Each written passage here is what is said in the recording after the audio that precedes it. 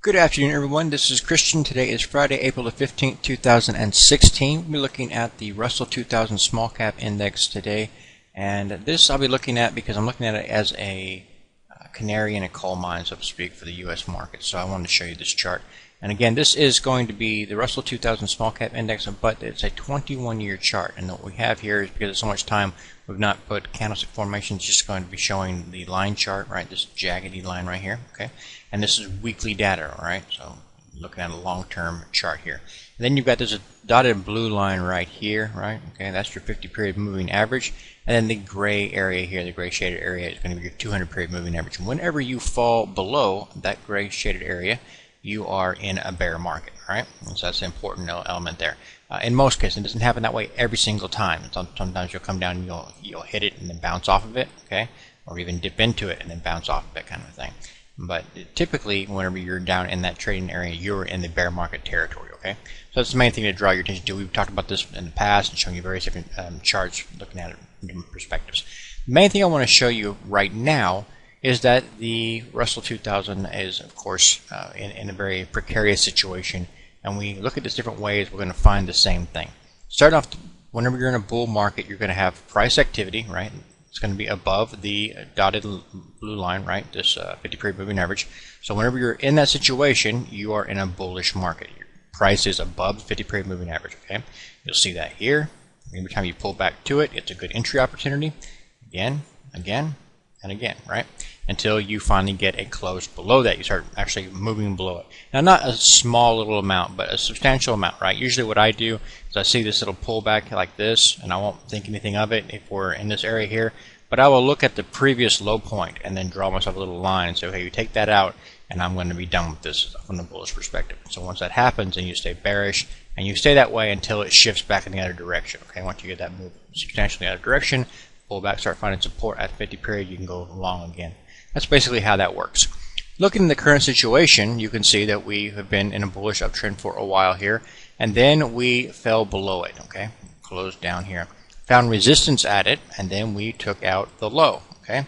So all these elements here are very, very bearish. But you had a big move to the downside here, and so whenever you have a big move in one direction or another, you expect you're going to have a recoil. And basically, we look for a bounce. And so in this case, we have seen that move here, okay? At this point in time, usually in a strong bearish condition, you're going to see resistance right here. But you can actually bounce over it, all right? You've done it in the past, right here, okay? Right here, all right? So the way that I look at this is I typically say, okay, can I get some kind of a reversal signal from the price activity itself? So in this situation here, you sell off, right? And you got a little bounce right there. And then you get a higher bounce, higher low, right? Starting to see a shift trend right there, right? High point, higher high, higher high still, low point, higher low, all right? Trend reversal right there, crossing that dotted blue line right there. That would be something I would trust. Right here, we don't have that, okay? So we look at this chart, clean it up a little bit more. You can see it. It's more like this. We have this move here and here. Now, any bounce here is not going to get my attention. We still have to pull back and go like this, or go like this, or do all kinds of different variables. But the main thing to point out here is this is a very, very bearish looking chart. You have already stepped into the bearish territory, the gray shaded area. You're below the 50-period moving average, and the overall trend itself is down. Now, here's what really matters and why I'm drawing this out for you right now. The main thing about this is that small moves in one direction or another, up or down, have small pullbacks. Big moves have big pullbacks, all right? Very simple concept I use in technical analysis all the time. You can use it on short-term charts, long-term charts, doesn't really matter. In this particular chart here, you can see you get a big move here, right? You start looking for a big move like this, you start looking for a big correction. 50% kind of move, that makes a lot of sense to me. I consider that continue to be a bullish continuation signal, but a 50% correction is totally normal in an uptrend, okay? In this particular case here, going back to the 2008 time period, we have an even bigger one, right? And so here, when we're looking at this, we're saying this little move here does not justify all of this up move here. So I'm looking at this saying, okay, a 50% correction, that's going to be just a normal situation. So let me clean that up a little bit. You can see this price activity drop substantially And we can see that price activity from 50% would be about 650. And this is about where you start looking for previous resistance to act as support, that kind of thing.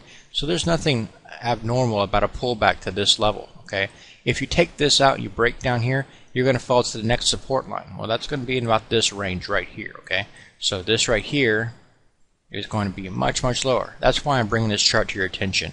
If this has actually already broke down, meaning that we already peaked in 2015 and you're not going to take that out, and you've already, like I said, peaked and started falling into the bearish territory, the downside here is substantial. So I just want to bring it to your attention and ask you to start going around looking at various other charts you might be interested in, and whether it's global markets or individual companies, and start looking at the long-term pictures and ask yourself, what's the chart telling me? Are we starting to break down? Is this trend still strong?